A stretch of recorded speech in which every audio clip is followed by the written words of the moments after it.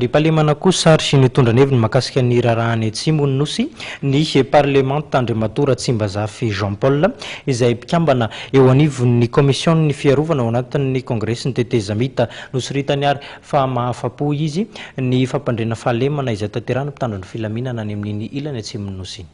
Anay moa dia tsy mivaona amin'ireny fanamarana nataony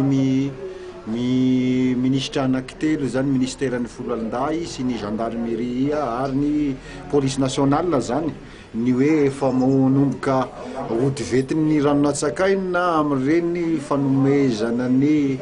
tatitra ny asa vitan'ireo Foloalindahy sy ny gendarme miaramila izay nanatanteraka ny opération Tanjoka. Eto kosa dia maneho fisaorana manokana n'ireo olona zay napetraka nanatanteraka ny opération io dia ny général Iama Radafy sy ireo solotena zay midina any amin'ny fatribetroka dia ny colonel Lilisan sy ny colonel Balibine satria fantatry de fantatry loatra zany hoe amafisany zany fiadiana amin'ny asandahalo zany satria na ny